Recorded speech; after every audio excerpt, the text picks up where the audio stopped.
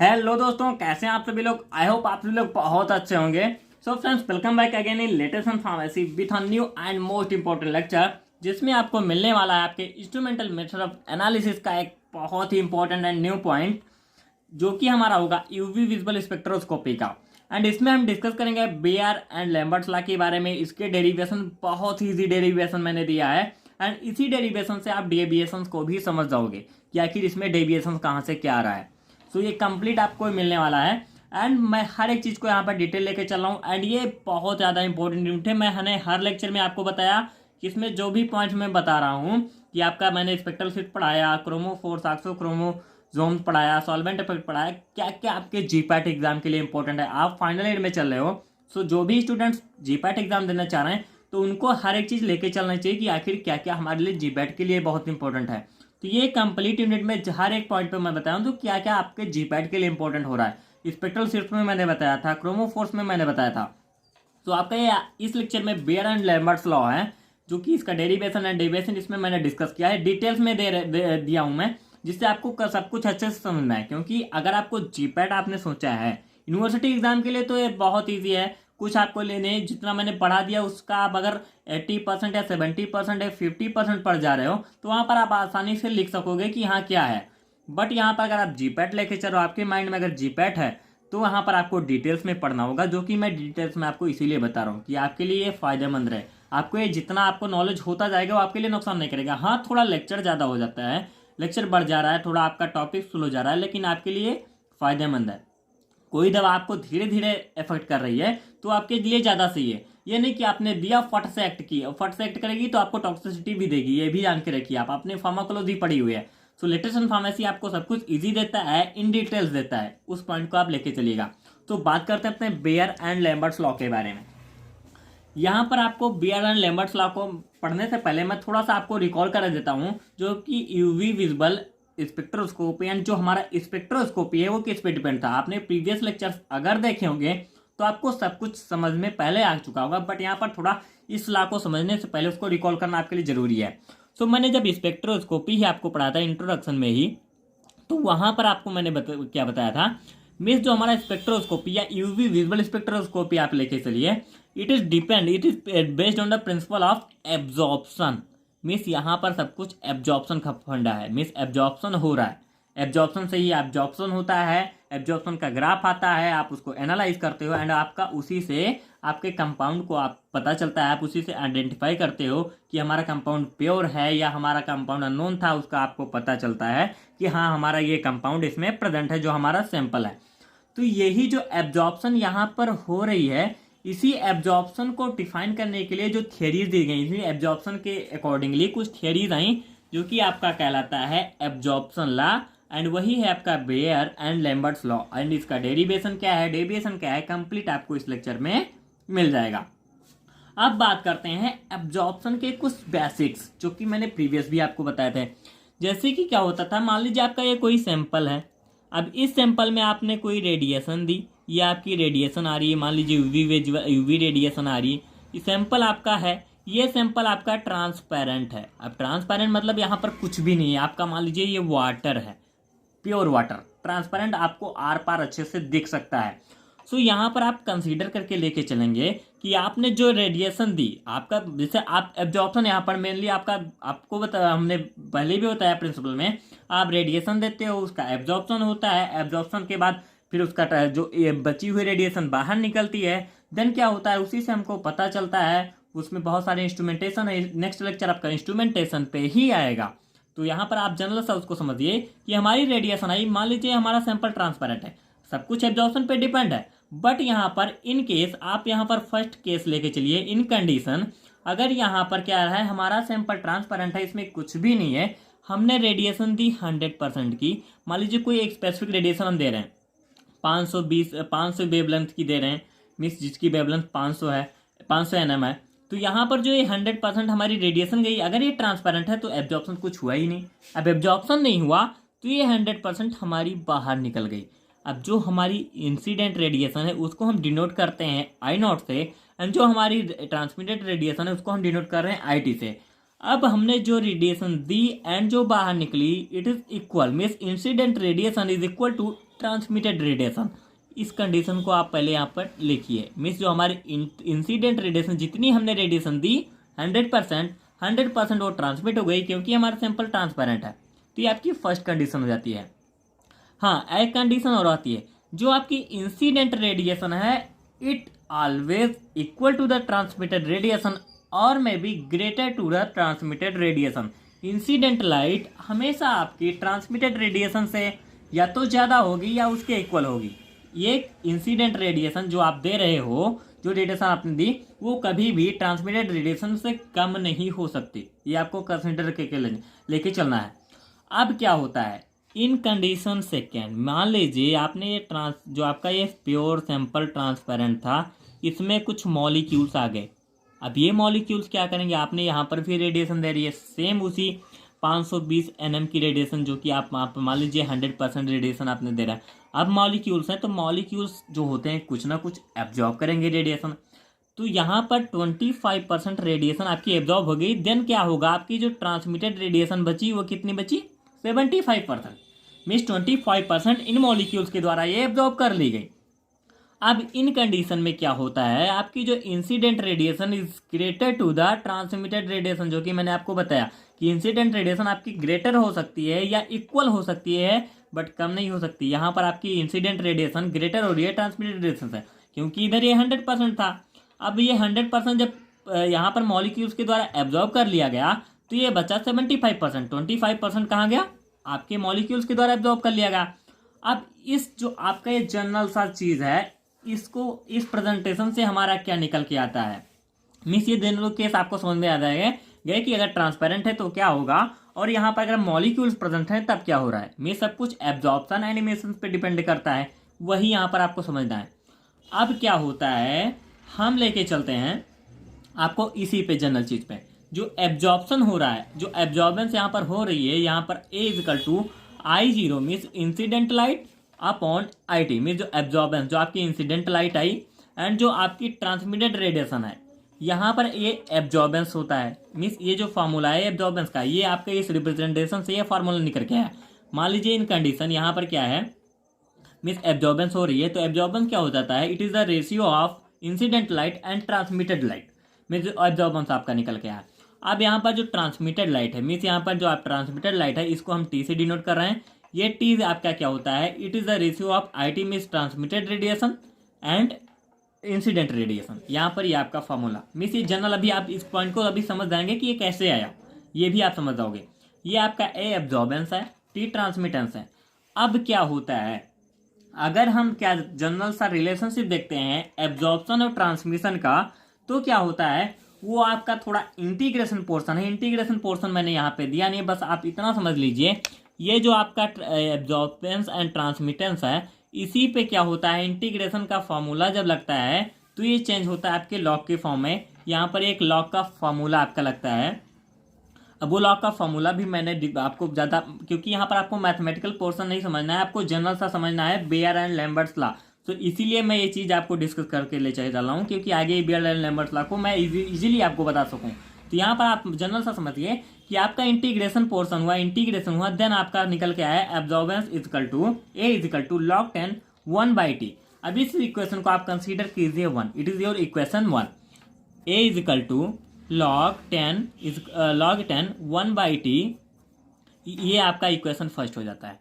अब क्या हो गया, यहाँ पर आप T की जो वैल्यू आपकी आई है, मेरी जो ट्रांसमिटेंस है, उसकी वैल्यू आप यहाँ पर पुट कीजिए, जो आपकी इक्वेशन फर्स्ट है। देन क्या होता है, मीन्स अगर आप यहाँ पर 1/T पे आप क्या करोगे, जो आपका ट्रांसमिटेंट मीन्स जो T की वैल्यू है उसको रख रहे हो, यहाँ पर आएगा आपका IT इजकल अपॉन I0। अब यहाँ पर ये रिवर्स हो जाएगा, ये आपका मैथमेटिकल पॉइंट है, रिवर्स हो जाता है। आप सभी ने इतना मैथमेटिक्स पढ़ा होगा, कोई बताने की इसमें जरूरत नहीं। यहाँ पर I0 आपका रिवर्स हो गया। अब निकल के आया A इजकल टू, जो आपकी न्यू वैल्यू निकल के आई, यही आपको यहाँ पे मिलेगी A equal to log 10 I0 upon IT। ये आपकी सेकेंड इक्वेशन है। अगर आपको incident radiation and transmitted radiation की वैल्यू पता है, इस इक्वेशन से आप क्या कर सकते हो, एब्जॉर्बेंस कैलकुलेट कर सकते हो। ये आपकी इक्वेशन हो जाती है एक। मीन्स अगर आप ये दोनों वैल्यू आपको पता है, आप यहाँ पर वैल्यू पुट करोगे आपको इजीली यहाँ पर ये जो आपका लॉग 10 है इसका कोई विशेष मतलब नहीं है। यहाँ पे सिंप्लीफाई करेंगे इसको अभी हटा दिया जाएगा। आप अगर आप लेमर्स ला के अभी डेरिवेशन में लेकर चलूंगा तब यहाँ पर एब्जॉर्बेंस आपको कैलकुलेट करनी है, यही दो वैल्यू आप पुट कीजिए, आपकी एब्जॉर्बेंस निकल के आ जाएगी। तो ये सब कुछ आपका ये जनरल पॉइंट था। अब आते हैं अपने ला पे, जो हमारा एब्जॉर्प्शन ला है ये आपको कंसीडर करके लेके चलना है। अभी यही आपका आगे इसके डेरिवेशन में वर्क करेगा। अब लैम्बर्ट साहब ने क्या बताया, अब लैम्बर्ट्स ला जो आप इन्होंने दिया एब्जॉर्प्शन ये लॉ है, इसी पे इन्होंने क्या बताया था। मान लीजिए जो आपका ये एब्जॉर्बेंस आपकी हो रही थी, आप सैंपल लेते हो किसी न किसी कंटेनर में आप लोगे। अब वो कंटेनर आपका एक कंटेनर ये है, एक कंटेनर ये है, यहाँ पर आपने ग्लास ले रखा है, यहाँ पर आपने बड़ा सा भगोना ले रखा है जो कि हमारे यूपी में बहुत यूज़ होता है। यहाँ पर आपने बहुत बड़ा भगोना ले लिया जिसको हम डैक कहते हैं, हमारे शादी विवाह के मौसम में मिस जो होते हैं उसमें यूज करते हैं। तो यहाँ पर क्या होता है, आपकी ये पाथ लेंथ ये आपका, अब इसका दोनों का देखो, आप इसको लेंथ को लेके चलिए, ये आपका और ये, अब यहाँ पर इसको आपको समझना है, इसमें भी आपका सैंपल है, same sample same concentration same sample, means आपका आपने पीसीएम का एक सॉल्यूशन बनाया उसको इसमें भी फिल किया, वही इसमें भी वही इसमें भी। अब क्या करेंगे आप सेम वैल्यू की, मीन्स आपने एक स्पेसिफिक वेवलेंथ की रेडिएशन यहाँ पर पास कराई। अब इसको क्या है इतना ही क्या है डिस्टेंस ट्रेवल करना है, उसके बाद ट्रांसमिट हो गई। आपने 100% दी और ये तुरंत निकल गई, यहाँ पर क्या है तुरंत रेडिएशन निकली, यहाँ पर इसका मे भी 5% एग्जॉर्ब हुआ, 95% आपका बाहर निकल गया। अब ये 95% निकल गया। अब यहाँ पर क्या हो जाता है, यहाँ पर थोड़ा इससे पाथ लेंथ यहाँ पे बढ़ी हुई है, मीन्स ये थिकनेस आप थिकनेस कहिए या पाथ लेंथ, आप पाथ लेंथ करके लेके चलेंगे आपको इजीली समझ में आएगा। अब यहाँ पर क्या करेंगे, सेम वेवलेंथ की रेडिएशन आप इसमें दे रहे हो, आपकी इस कंटेनर पे सेम सैंपल है, यहाँ पर क्या हो जाता है आपने जो 100% रेडिएशन दी वो क्या हो गया, उसमें से यहाँ पर आपकी 15% एब्जॉर्ब होगी। अब इतना पाथ लेंथ ट्रेवल करते करते आपकी जो रेडिएशन थी तब तक आई, यहाँ पर प्रेजेंट मॉलिक्यूल्स ने क्या किया 15% रेडिएशन को एब्जॉर्ब कर लिया। आपकी बची हुई रेडिएशन कितनी हुई 85%, जो कि आपकी ट्रांसमिट हो गई। मीन्स यहाँ पर ट्रांसमिटेड रेडिएशन की वैल्यू घटती चली जा रही है। जैसे जैसे आप क्या है इंसिडेंट लाइट तो आपकी 100% है, बट जो ट्रांसमिटेड रेडिएशन है आप यहाँ पर 5% एब्जॉर्ब हुई, यहाँ पर 15% एब्जॉर्ब होगी। इस कंपेरिजन में अगर इस कंटेनर को आपको लेके चलोगे यहाँ पर आपका मान लीजिए 25% एब्जॉर्ब होगी, देन क्या होगा 75% ही ट्रांसमिटेड हुई। अब लैम्बर्ट्स साहब ने क्या बताया था यहाँ पे, the rate of decrease of intensity, means rate जो डिक्रीज हो रहा है, जो इंटेंसिटी यहाँ पर लाइट की डिक्रीज होती चली जा रही है, यहाँ पर 100% थी लेकिन ट्रांसमिट हुई 95%, मीन्स यहाँ पर ज़्यादा नहीं डिक्रीज हुआ, यहाँ पर केवल 5% डिक्रीज हुआ, यहाँ पर 15% डिक्रीज हो गया, यहाँ पर 25% डिक्रीज हुआ। सो लैम्बर्ट साहब ने क्या बताया यहाँ पर, the rate of decrease of intensity with thickness, means जो आपकी ये थिकनेस है जो पाथ लेंथ के साथ जो है इंटेंसिटी लाइट की डिक्रीज होती चली जा रही है। 100% से यहाँ पर 95 हुआ, यहाँ पे 85 हुआ, यहाँ पे 75 हो गया। ये थिकनेस ऑफ मीडियम में जो आपकी पाथ लेंथ है it directly proportional to the intensity of the light, means ये डिक्रीज हो रही है, मीन्स ये डिक्रीज, अगर आप पाथ लेंथ बढ़ाते चले जाओगे आपकी जो लाइट की इंटेंसिटी है वो डिक्रीज होती चली जाएगी। इनका मेन मतलब कहने का ये था। सेम यहीं पर आपको मैंने यही बताया। अब इससे इनका डेरिवेशन आपको कैसे करना है, देखिए यहाँ पर आपका जो मैंने जनरल आपको ए का फार्मूला एब्जॉर्बेंस का था, A is equal to log 10 I naught upon I T. अब यहाँ पर लैम्बर्ट साहब ने जो बताया है कि अगर आप पाथ लेंथ मीन्स क्या करोगे, आप थिकनेस बढ़ाते जा रहे हो, इंटेंसिटी ऑफ लाइट डिक्रीज होती चली जा रही है, मीन्स यहाँ पर एब्जॉर्बेंस बढ़ती चली जा रही है, तो एब्जॉर्बेंस के डायरेक्टली प्रोपोर्शनल होगा किसके, जो हमारी पाथ लेंथ है। अब यही क्या कीजिए, इसको आप सिंप्लीफाई कर दीजिए, यहाँ पर log 10 आपका हट जाएगा। सिंप्लीफाई करने के बाद जो आपने इंटीग्रेशन किया था यहाँ पर आएगा I0 upon I T, and ये हो गया ये, सॉरी यहाँ पर ये आपका हट गया। अब ये क्या बचेगा, ये आपने जो सिंप्लीफाई किया पोर्शन, तो ये डायरेक्टली प्रोपोर्शनल टू एल, ये आपका मीन्स ये इसके क्या है एब्जॉर्बेंस क्या है बढ़ती चली जाएगी अगर आप पाथ लेंथ बढ़ाते चले जाओगे। और क्यों बढ़ती चली जाएगी, क्योंकि यहाँ पर आपका एक पॉइंट समझिए, इस पॉइंट को आप समझिए, मैं छोटे में ही समझा दूंगा आपको इसी में, क्योंकि ज़्यादा की जरूरत है ही नहीं। तो यहाँ पर आप इस पॉइंट को समझिए, ये आपका एरिया है, आपने क्या है आप पढ़ने के लिए यहाँ बैठ गए। अब पढ़ने के लिए यहाँ बैठे तो आपने यहाँ एक बल्ब लगा दिया, मीन्स यहाँ पर कुछ लाइट सोर्स दिया। अब यहाँ पर आके मान लीजिए एक दो बंदे चलो खड़े हो गए, लेकिन फिर भी आपको इतना लाइट मिल जाएगी कि आप पढ़ सकते हो। अब यहाँ पर आप अगेन पढ़ने बैठ रहे हो। अब दूसरे दिन क्या हुआ, यहाँ पर आके भीड़ जमा हो गई। अब भीड़ जमा हो गई तो आपके पास लाइट पहुँचेगी ही नहीं। अब भीड़ अब इसका मतलब क्या है, यहाँ पर आपका जो ये इतना था, ये जो आपकी इतनी पतली जो ये क्या है, ये आपका एक कंटेनर और ये आपका दूसरा कंटेनर। अब इसमें जो इतने मॉलिक्यूल्स में जितना ज़्यादा यहाँ पर आपका सैंपल होगा उसमें उतने ज़्यादा मॉलिक्यूल्स आएंगे। अब यहाँ पर भी सेम, इसमें जिसमें ज़्यादा सैंपल अमाउंट आएगा यहाँ पर और ज़्यादा मॉलिक्यूल आएंगे। मीन जितनी ज़्यादा मॉलिक्यूल्स की भीड़ बढ़ रही है उतना ज़्यादा एब्जॉर्बेंस आपका बढ़ जाएगा। यहाँ पर यही इन्होंने बताया। मीन जितना ज़्यादा आप पाथ लेंथ बढ़ाओगे, जितना ज़्यादा कंटेनर बड़ा करते चले जाओगे, उतना उसका भी क्या है, एब्जॉर्बेंस बढ़ता चला जाएगा। अब यहाँ पर अगर हम प्रोपोर्शनल को हटाते हैं तो क्या आता है, हमारा कॉफिशिएंट आता है जो कि है एप्सिलॉन। एप्सिलॉन एल जो कि आपका थिकनेस हो जाता है या पाथ लेंथ आपका, ये एप्सिलॉन क्या है, एब्जॉर्प्शन कॉफिशिएंट। मीन्स ये एप्सिलॉन मैंने एक बार और बताया था प्रीवियस लेक्चर में, जो कि क्या होता है आपका एब्जॉर्प्शन कॉफिशिएंट एंड इसको मॉलिक्यूलर एब्जॉर्प्टिविटी। मीन्स क्या है, जैसे आप पीसीएम लेके चलते हो, पीसीएम की मान लीजिए 249 है, तो ये 249 क्या है, पीसीएम की एब्जॉर्प्टिविटी है। मीन्स मॉलिक्यूलर एब्जॉर्प्टिविटी आपका पीसीएम 249 की ही एनएम की वेवलेंथ को एब्जॉर्ब करेगा, तो ये आपका एब्जॉर्प्टिविटी कहलाता है। अब आते हैं अपने बेयर्स लॉ पे। इन्होंने क्या बताया, इस पॉइंट को आप समझिए। अब यह भी क्या है, एब्जॉर्प्शन से ही रिलेट करता है। अब इन्होंने क्या बताया था, यहाँ पर क्या है, आप सेम वही सब कुछ ले रहे हो, बट यहाँ है आपका ये दो कंटेनर है। अब यहाँ पर आपकी कंटेनर सेम मान लीजिए आपने ले लिया, लेकिन आप क्या कर रहे हो, इसमें कंसेंट्रेशन एक सैंपल आपका ये है, एक सैंपल आपका ये है। अब यहाँ पर आप क्या देख रहे हो, मैंने आपको जो बताया था कि आप पढ़ने बैठे हो यहाँ पे, अब यहाँ पर भीड़ ज़्यादा हो गई, आपके पास लाइट नहीं पहुँचेगी। वहाँ पर यही आपका ये इन्होंने बताया, यहाँ पर ये भीड़ कम, भीड़ कम है, आपके पास लाइट पहुँच जाएगी। भीड़ ज़्यादा, लाइट नहीं पहुँच जाएगी। तो यहाँ पर इन्होंने कंसंट्रेशन के अकॉर्डिंग बताया। मीन्स अगर आप कंसंट्रेशन जो मॉलिक्यूल्स जो सैंपल में कंसंट्रेशन से मॉलिक्यूल्स की वो आप बढ़ा दी, एब्जॉर्बेंस बढ़ जाएगी। लैम्बर्ट्स ने यही बताया था। देखो यहाँ पर इनका आपको लिखना कैसे है, it relates to the absorption to concentration of absorbing solute, intensity of incident light decrease exponentially with increase in concentration. Means आप कंसंट्रेशन बढ़ाते जाओगे, आपकी जो इंसिडेंट लाइट है उसकी जो क्या है इंटेंसिटी डिक्रीज होती चली जाएगी। अब यहाँ पर आपने जो 100% दिया, यहाँ पर कंसंट्रेशन कम है, मान लीजिए यहाँ पर केवल 25% एब्जॉर्ब हुआ, मीन्स 75% आपकी ट्रांसमिट हो गई। आपने यहाँ पर कंसंट्रेशन खूब बढ़ा दी।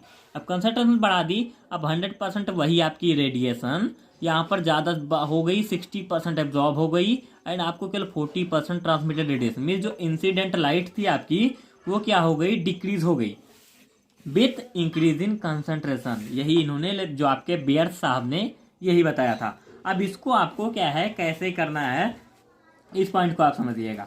यहाँ पर लेके चलिए इस पॉइंट को, जैसे यहाँ पर क्या है वही फार्मूला आप रखिए, A log A is equal to log 10 I naught upon I T, ये आपका था। अब ये क्या है, directly proportional to concentration. Means absorbance बढ़ेगी अगर आप कंसंट्रेशन बढ़ाओगे। यहाँ पर आप इसको सिंप्लीफाई कीजिए, ए प्रोपोर्शनल सी सेम आएगा, ए इज इक्वल टू एप्सिलॉन सी। अब ए एंड एप्सिलॉन सी क्या होता है, सी आपका कंसंट्रेशन है, एप्सिलॉन मैंने आपको पहले ही बता दिया एब्जॉर्प्शन कोएफिशिएंट। अब इन दोनों का क्या कीजिए, आप इक्वल कीजिए। मीन्स जो आपका बेयर एंड लैम्बर्ट्स लॉ, ये दोनों एक साथ हैं। आप जैसे एक क्या है, मान लीजिए आपने रोटी सब्जी ली, आप किसी चीज़ को अकेले नहीं खा सकते, तो ये जो आपका दोनों लॉ है आपको ये दोनों साथ में पढ़ना पड़ेगा। अभी तक आपने अलग अलग पढ़ा, अब इसको साथ में पढ़िए। साथ में पढ़ेंगे क्या होता है, जो आपका यही आपका फार्मूला था, A is equal to log 10 I naught upon I T directly proportional to C. अब डायरेक्टली प्रोपोर्शनल टू सेम यहाँ पर यल है, सेम यहाँ पर डायरेक्टली प्रोपोर्शनल टू सी है। अब यहाँ पर आप कर दीजिए directly proportional to L and C, directly proportional to length path length and directly proportional to concentration. आप इसको सिंप्लीफाई करेंगे, A proportional L and C A is equal to epsilon L C. यही आपका बेयर एंड लैम्बर्ट्स लॉ है। ये आपका जो ये लॉ है, ये बेयर लैम्बर्ट्स लॉ है, यही आपका डेरिवेशन है। आई थिंक आपको समझ में आ गया होगा, मैंने बहुत ईजी में बताया।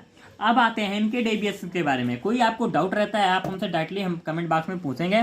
नोट्स आपको मिलेगी हमारी वेबसाइट www.latestsunpharmacy.com पर। अब बात आती है इसके डेविएशन के बारे में। अगर आप बियर्स लॉ को ज़रा कंसीडर कीजिए तो वहाँ पर आपके लिए एक पॉइंट निकल के आता है, और क्या पॉइंट निकल के आता है उस चीज़ को आप समझिएगा। यहाँ पर आप जिसका ज़रा सा समझिए कि बेयर साहब ने बताया क्या था। बेयर साहब ने बताया था कि अगर आप मान लीजिए क्या है, ग्राफ प्लॉट कीजिए आप यहाँ पे, ग्राफ में क्या निकल के आता है, यहाँ पर आप जनरल से लीजिए एब्जॉर्बेंस जो आपकी ए है, यहाँ पर आप क्या है लेते हैं कंसंट्रेशन सी, ये कंसंट्रेशन है। अगर आप कंसंट्रेशन बढ़ाते जाओगे एब्जॉर्बेंस बढ़ती जाएगी, ये बेयर साहब ने बताया था, जो कि मैंने अभी जस्ट आपको ये बताया है कि अगर आप यहाँ पर क्या करोगे कंसंट्रेशन बढ़ाते जाओगे भीड़ बढ़ती जाएगी, वहाँ पर लाइट आपको कम प्राप्त होगी पढ़ने के लिए। तो यहाँ पर आप कंसंट्रेशन बढ़ाते जाओगे एंड एब्जॉर्बेंस बढ़ती चली जाएगी। लेकिन एक कंडीशन ऐसी आती है, ये अगर बेयर्स के को कंसीडर करें जो उन्होंने बताया, तो आप कंसंट्रेशन बढ़े तो आपको ये सीधी लाइन प्राप्त होनी चाहिए थी।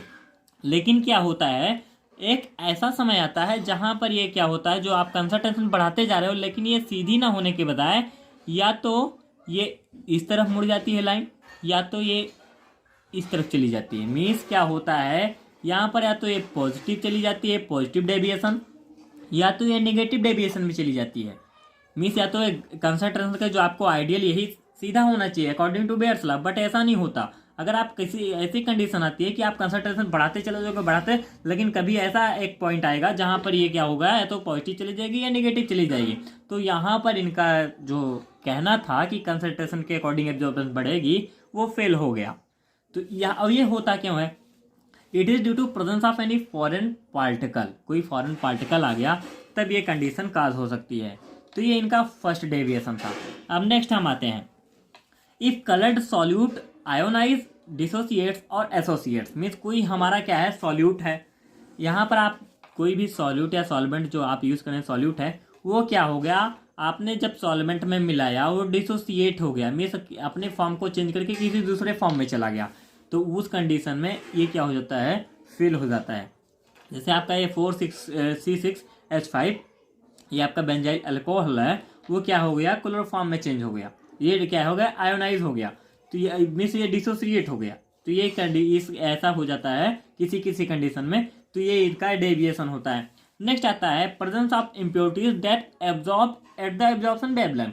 मीन्स आपके सैंपल में अगर कोई इम्प्योरिटी प्रेजेंट है, इम्प्योरिटी है तो और क्या है, जो इम्प्योरिटी वहाँ पे प्रेजेंट है वो सेम जो आपका सैंपल जितना मान लीजिए आपका PCM249 का वेवलेंथ का एब्जॉर्बेंस जो है वेवलेंथ की लाइट को एब्जॉर्ब करता है, अगर आप उसमें इम्प्योरिटी जो आपके सैंपल में इम्प्योरिटी है वो भी सेम 249 का एब्जॉर्ब करेगा, देन क्या होगा, ये एब्जॉर्बेंस क्या होगा, या एक डेविएशन हो जाता है, ये बियर्स लॉ पे।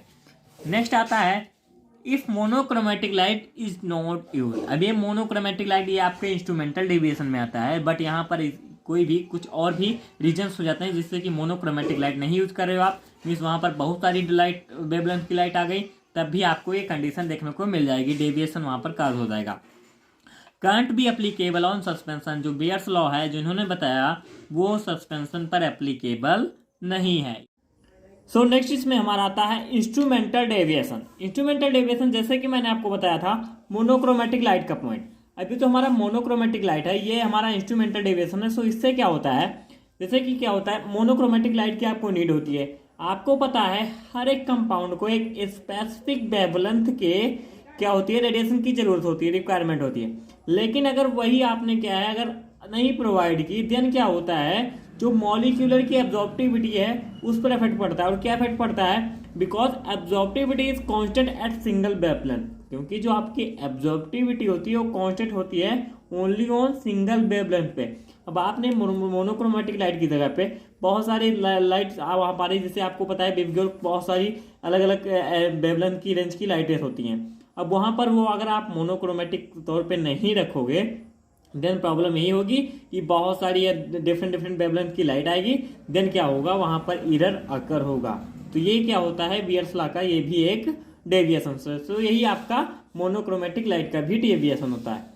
सो लाइक सा share my video, subscribe my channel latest in pharmacy and notes आपको मिलेगा हमारी वेबसाइट www.latestinpharmacy.com पर। कोई आपका डाउट होता है, कुछ भी पॉइंट है या कुछ आपको गलत लगता है, आप तुरंत हमारे कमेंट बॉक्स में पूछिए, हमसे आप व्हाट्सएप ग्रुप पर पर्सनली पूछ सकते हो या आप इंस्टाग्राम पर ज्वाइन होकर पूछ सकते हो। सो चॉइस इज योर्स, कैसे आपको हमसे कनेक्ट होना है। So like share my video, subscribe my channel latest in pharmacy. Thank you so much.